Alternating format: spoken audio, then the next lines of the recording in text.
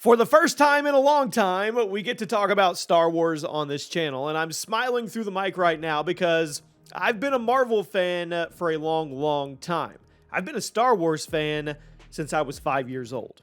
Welcome to the multiverse, everybody. Jimmy here, and today we're going to talk about the 3 upcoming movies, our predictions of what actually is going to be involved in these, and we're going to deep dive a little into Rey's new trilogy. We're going to talk about what actually has to happen for this to be a success this time around. And there are ways, I feel, that they can kind of rekindle that fire. They can wrong some of the mistakes that they've made in the past. And we're going to talk about release dates because a couple of these could be a little questionable. Do me a favor. Make sure you guys are subscribed to the multiverse. Make sure you have those notifications fully turned on. Drop a like if you're excited for a lot of Star Wars content on the horizon. And let's start off with Rey. Now, we'll come back to Rey because we're going to talk about how they can actually fix this. But let's go over the dates really quick. So let's start off with the farthest one out and we'll work our way back. December 17th, 2027. We should be getting either the Mandoverse film or the Dawn of the Jedi. Now, the Dawn of the Jedi is said to be tying into the new trilogy, Rey's trilogy, which we'll talk about, the new Jedi Order era, but we'll talk about that in a minute. But then again, we know somewhere down the road that Dave Filoni is going to give us a Mandoverse film, kind of like, think back to the build-up to the first Avengers. And it's kind of that vibe. They're obviously taking roles from Marvel in the MCU, and they're gonna try to do their own thing with it, while not making it completely convoluted. Which, come on, we've got some good, we've got some bad. Ahsoka's on the good side, Andor's on the good side. We got the Skeleton Crew trailer. It looks interesting, but then you have things like the Acolyte. So they have a lot of work to do. But we're either going to get one of those. December 17th, 2027, Christmas time, holiday time. It's either going to be Dawn of the Jedi, the beginning of the Jedi, or Mandoverse. And I'm going to lean towards the fact that we'll probably get that Dawn of the Jedi movie. Probably going to see some origin stories way back in time before we get Mandoverse. I just feel like Filoni's too busy. He's got too much going on. We've got the Mandalorian and Grogu movie now that we know is coming. He's got seasons of things he's got to keep going. He's got Ahsoka. I just don't think we're going to be Mandoverse time anytime soon. That's my opinion. We'll wait and see what happens. Now, we come back a little bit to summer of 2026. May 22nd, 2026. We get the Mandalorian and Grogu. Now, here's my problem with this. This thing is lumped together. I think it's 2 to 3 weeks after Avengers Doomsday, and that scares me half to death. I think the Mandalorian and Grogu is going to be a fun ride. I mean, think buddy cop movie, except for one of the buddies doesn't talk. Think Deadpool Wolverine, but one of them doesn't really talk. It's going to be good. People are going to go watch it just because they love Pedro Pascal, they love Grogu, and hopefully they tell a really good story when it comes to this. And it's not just a story to be told as in to make a movie. Hopefully it ties into the new connective tissue that they're trying to create for the Star Wars universe, because the Mando character is beloved, obviously, and Grogu is on another level. So this is going to be good. Is it going to break box office records? I don't think so.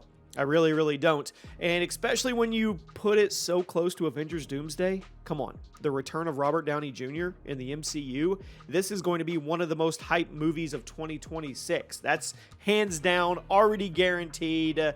So I don't know. They might want to give themselves a little bit of separation when it comes to their box office dates that they're going to go. We'll wait and see. I mean, Star Wars fans are going to go watch it. We know that. But are they going to get more casual fans that aren't necessarily just going to digest everything that is Star Wars? That's the question. And I know Marvel fans and Star Wars fans, they run that parallel as well. So maybe it'll be okay. We'll see. And then we come forward or backward. I don't know which way. We're going backwards here just a little more. December 18th, 2026. The new Jedi Order film starring Rey. I know I say that with an ominous tone because there's so many people out there that aren't happy about this. There are others that are optimistic about it, and I'll tell you where I'm at. I liked Rey as a character. It was not Rey's fault. It was not the acting of Rey or anything of the sort. It was the writing. So here's the thing. We'll get into it in a second. So December 18th, 2022, the new Jedi Order era, Rey is going to be rebuilding the Order. So how do they make the most important movie of the three? Because this is the most important movie. Dawn of the Jedi is going to be its own thing, and they've already said these movies are going to be completely different from one another, so they don't kind of convolute each other. The Mandoverse is going to be a big type team-up deal. It's going to be cool, right? The Mandalorian and Grogu is what it is. It's going to be its own type of movie. But when you start a new trilogy, we are all expecting this to be the next trilogy. This is important. This is more important than any other TV show out there for Star Wars, any other movie out there for Star Wars, because this is the next step. This is how they tell the story moving forward. Everything else connects to the trilogies, or at least it should in the perfect Star Wars universe. So how do they correct everything and make everybody excited and get everybody on board for what looks like a rehash of the original trilogy? Now, I say that, hold on, let me back up. I don't need to say that. I haven't seen a script. I have no clue what their ideas are. All I know is she's going to rebuild the Jedi Order, which I assume, and a lot of other people take assumption too, that we're literally going to rehash and hash again what we've already seen throughout the original trilogy, through the prequel trilogy, through all of it. It's been very, very eerily similar, right? So how do you get off of that? You have to get off of that. You have to avoid the mistakes. You have to sit down with the biggest board ever, the biggest storyboard ever, with true Star Wars fans as writers and whatever staff is put on there to create this, and you have to set a clear set of Star Wars canon rules. You have to set rules that nobody's allowed to break. You also have to already be thinking about the next trilogy. That's right. You have to be thinking about what is going to happen in the next three movies. Not these three movies, but the three that follow them, whatever, 5, 6, 8, 9, a decade down the road, because then things can start to connect and you don't get in the kind of dark hole that you got toward the last two movies where you're just making stuff up on the fly. Heck, let's do this. Let's make this happen. And true Star Wars fans can see right through that crap. They really can. So here's my bullet points. Don't rehash the original trilogy again. Tell a new story for the love of everything somehow. I'm cool with Rey. I'm okay with that. But don't tell the same story. Avoid those mistakes. Set a clear rule for canon rules. Clear set for everybody. Anybody involved for the TV shows, the animated, whatever, all of it. These are the rules for the canon if we're going to connect this entire universe together. And if you're going to direct or you're going to write, you have to follow it.